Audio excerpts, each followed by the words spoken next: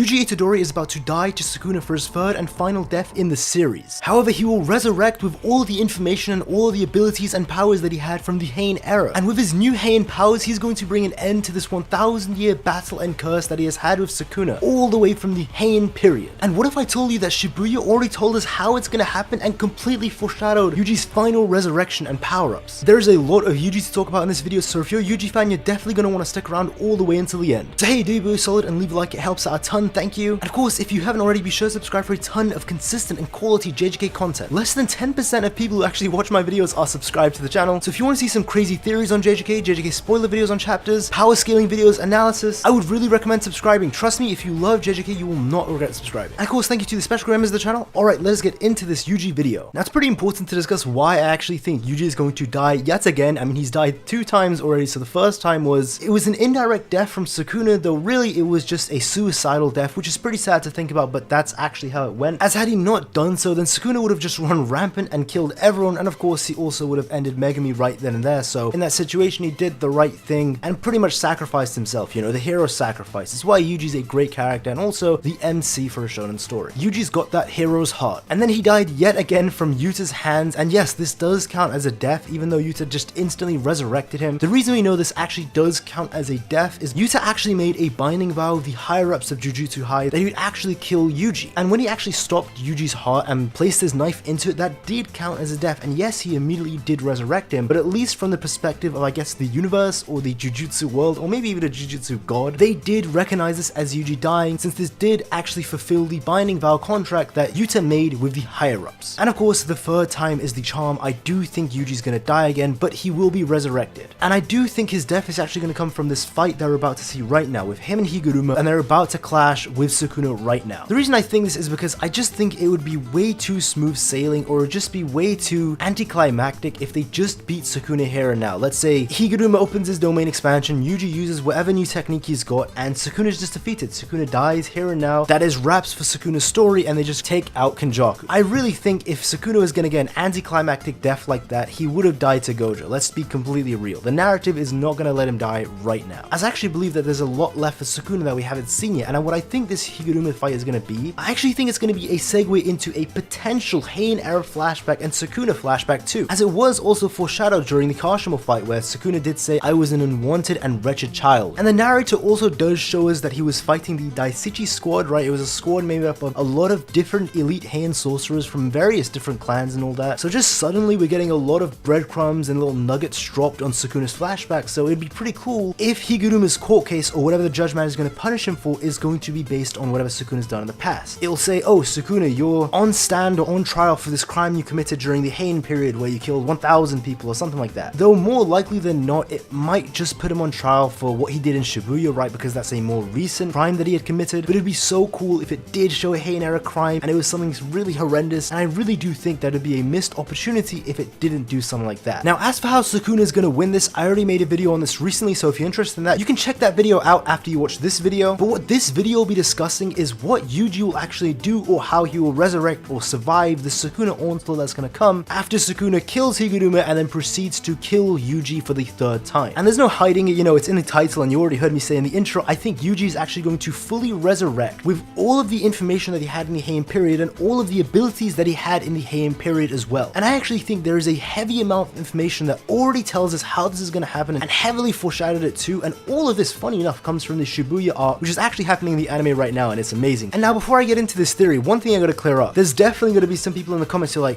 actually, this is really bad writing. GEGE would never do this. I'm so glad you're not writing JJK. Listen, I'm not saying this is how I would write JJK. This is simply just a prediction of many other predictions that I've made, and it is just a theory. I'm simply proposing the idea on what I think could happen, not actually how I would write JJK if I were writing it. To actually discuss just why Yuji will actually come back, potentially as who he was in the Heian era. The first thing I'm gonna bring up is his last lines to Mahito, which was just a phenomenally written part. I really love this dialogue. It's something that's really just stuck with me, and I really do think it's one of the heights of Yuji's character, where he says to Mahito, "You're right, I am you. I wanted to reject you, convince myself that you were wrong, but that doesn't matter now. I'm gonna kill you. Even if you come back as another curse, I'll kill you. Change your name, change your form, I'll kill you again. I don't need to find meaning or reason. Maybe 100 years after my death, the meaning behind my actions will become apparent. In the grand scheme of things, I'm probably nothing more than a cog, but I'll keep killing battling curses for as long as I can. That's my role in all of this. And then we see in the next couple pages, Mahito's running like a scared bunny rabbit and Yuji's chasing him down like the wolf, the hunter. And it's pretty funny because earlier on, Mahito was making fun of people like this. He's saying, oh, I don't fear death, I embrace death. Death comes to us all. Humans who fear death are pathetic, right? He was saying things along those lines. And when Mahito's time actually came, when he was face to face with death itself, he was no different than all of the other humans that he mocked, that he made fun of, that he killed himself. He ran away scared for his life. This is actually a narrative point, or I guess evidence as to why I think Yuji's going to be from the past. I actually think that these lines that he's saying is going to parallel or heavily reflect on the dynamic between himself and Sukuna. I do believe that whoever Yuji was in the past, whatever form he had in the past, whatever his name was in the past, even after 1000 years, even after his form changed, his name changed, he was still clashing with Sukuna. Him and Sukuna, they still hate each other. They're still trying to kill each other. Even after Sukuna transcends 1000 years into the future, Yuji is still there. He is still battling against Sukuna, against his ideologies. And the same is probably true for Sukuna, because we know, or at least theorize, that Sukuna, whoever he was as a human, wasn't actually called Ryomen Sukuna. It's a pretty interesting theory going around there, that Sukuna isn't actually his name. Ryomen Sukuna is just the title, and whenever he died in the past and his human form had died, he had actually resurrected, or I guess had his second wind, or transformed into this beyond human state where he's no longer human, but he's not a curse either. This four-armed form that he's in right now, and when he transformed into this form, that's when he actually became Ryomen Sukuna. If Sukuna and Yuji really are twins from the past, both of them don't have the names that they originally had or that they were born with, and neither of them have the same forms either. Sukuna has taken on a new form, right, the four-arm form, and the disfigured face, and he's now got the title of Ryomen Sukuna. He's abandoned his human name, and Yuji also has completely changed from who he was in the past, as Sukuna doesn't recognize Yuji, right? In the beginning of the story, he says, who is this brat Yuji? How is he able to contain me? How is he able to actually suppress me? But of course, later on, he does realize who Yuji is, and he's like, oh right, Yuji is from that time. And if you're curious about all of that, I made a whole video about Yuji's secret Heian past, so after you're done with this video, I'd recommend you watch that one. Alright, but what is the more concrete evidence for Yuji coming back, right? Some physical evidence that suggests how he could actually come back, and not just some narrative points. The next one has to do with the afterlife and humans coming back from there. So first, I'll actually talk about Jogo's line and why he might potentially be wrong. Jogo says, death is something humans fear and detest, however humans linger beyond it as well. Death is a mirror for humans. Mahito is that mirror. I actually think that either two things going on. Either one, Jogo is just wrong, or two, this scene means something else. Now what I mean by that is, he says humans linger beyond it as well, and then in the next page it shows Mahito and he says death is a mirror for humans, Mahito is that mirror, potentially implying that what lies beyond humanity is Mahito. That's why they linger on, because Mahito is there to carry on their will. He is their mirror. Another way of interpreting this scene is that death is a mirror for humans is different from his previous line where he says that humans linger beyond it as well, where he says they linger beyond death, where maybe he does think that humans actually have a afterlife or they go somewhere else, and then the Mahito line was separate, though I think that's unlikely. That's an interpretation that some people have and is one that you may agree with. What I actually think is going on here is I actually think Jogo is just flat out wrong. Well, I guess I should actually catch myself. I think he's right, but he also is lacking a lot of information. Yes, it's true that Mahito is a mirror for humans, and it's true that after they die, probably some curse of theirs or a reflection of theirs does go to Mahito as well, where it makes Mahito stronger, right? He's the reflection of the evil part of humanity. That is Mahito. Of course, it makes sense since his whole ability is to do with souls as well, and he looks so close to a human too. However, what I think Jogo is missing is that there really is more to death for humans once they die. In the same way that he says when we're reborn, we'll no longer be the same as before to the other curses, right? He says that to Dagon and Haname. I think the same is true for humans too. Once humans die, they'll probably be reborn, and it makes sense because JJK has such heavy ties to Buddhism. I mean, it's been outright said that Buddhism has been preached by Tengen during the Nara period, so there's that. And that's not even including all the references to Buddhism. So I think I've actually heard that all of the domain hand signs, right, when someone casts the domain expansion, are all actually symbolic, or they're referencing something to Buddhism. Things such as now you're coming back as a curse, and now you're rebirth, and all that also tying to Buddhism too. It's just heavily tied to it. So that's why I actually think in the same way where curses are reborn, right, Jogo is aware of that, I think humans too are reborn after they die. And it's just something Jogo wouldn't know because he's a curse, he's not human. How would he know that? I mean, we even saw in the same chapter 116 when he dies, Sukuna says, oh, you wouldn't know about this because you're a cursed spirit, only a sorcerer or a human would know about this. Really just straight up telling us there are things about humanity Jogo will just never know. It's just one of those things where curses will know what curses know, humans will know what humans know. There is actually more evidence to suggest that there is more to humanity after they die, and the ones who actually tell us this are two specific characters. The first is Ino, who can just straight up summon things from, it seems like, another dimension or another another plane of existence? Since in case you aren't aware, Ino's curse technique is actually a summoning curse technique where he summons the abilities of the 4 beasts and can basically manifest them or use them, which is very interesting since it implies that there are actual spirits that aren't cursed, right? There are regular spirits out there, and I don't know how he's summoning their abilities. I really don't know what's going on out there, but I really wish it would be explained further. But Granny Ogami is the one who's very important, right? She is actually a necromancer who can summon information from the afterlife. And she says this herself, her ability can summon the information on the soul or even the body, and it's why when she actually necromances someone, she only gets their body's information, not the soul's information. The fact that Tojiya died many years ago, yet she could, if she wanted to, still summon his soul again, so not just his body information like she did, but she herself said it is possible that she could summon the soul back. There has to be a place for that soul to be for her to summon it back. It's not like the soul just dies or vanishes or is completely destroyed. She is summoning it from somewhere, and where that somewhere is, I think, is the afterlife. And furthermore, we actually have even more evidence that there seems to be some sort of at least afterlife or somewhere beyond death, where it was said that all of the incarnated sorcerers actually had spent their time when they were cursed objects in the underworld. Now, whatever the underworld means, it could either be the cursed realm, because I've seen a lot of people just say, oh, you know, that's what the underworld means, it just means cursed realm. But as far as we're concerned, Uro straight up says, I've been summoned from the underworld and it sucks having to wait there this entire time. She had spent 1,000 years there waiting to be resurrected. And we also know that the same was true for Sukuna, right? GEGE actually did say that Sukuna had painstakingly waited all 1,000 years. So those 1,000 years did actually pass from his perspective. It's not like he just woke up in the modern day. No, 1,000 years did pass from him. He was just either in the cursed realm, right? Or either in the underworld, just like Uro, probably in the underworld if I had to guess. And GEGE actually said that the way Sukuna had managed to pass the time without just getting bored out of his mind is he would just blank out and just pretty much do nothing. He would just be there chilling. That is actually what GEGE said. It's really cool to know these things. I wish it would have been actually said in the story and not in all these supplemental materials that GEGE puts out, but it is what it is. Okay, so that's great. We know that an afterlife exists, and we know that it's possible, right, that Yuji may have come back from 1,000 years ago, as maybe that's what he was hinting at when he was speaking to Mahito about coming back even after 100 years to still kill him, even if he's changed his form. But how is he gonna come back? Is it gonna be like, you know, Luffy when he came back as the sun god Nika, where the drums of liberation beated and the plot just kicked in, and of course Luffy came out with Gear 5, pretty much the one time he needed it? Or maybe with Naruto when conveniently, when him and Sasuke were on death's door and when they were just about to die, Hagoromo comes in and says, oh, surprise, you're reincarnations of my 2 sons Indra and Ashura, who are also gods, and you have these now god abilities which I'm about to bestow upon you. So not only are you back, and not only are you reincarnation of a god and everything's been set up from you from the beginning, but I'm also going to give you some god plot power that you need right now to kick Madara's ass. Take it and go and save the world, right? Is it going to be something like that?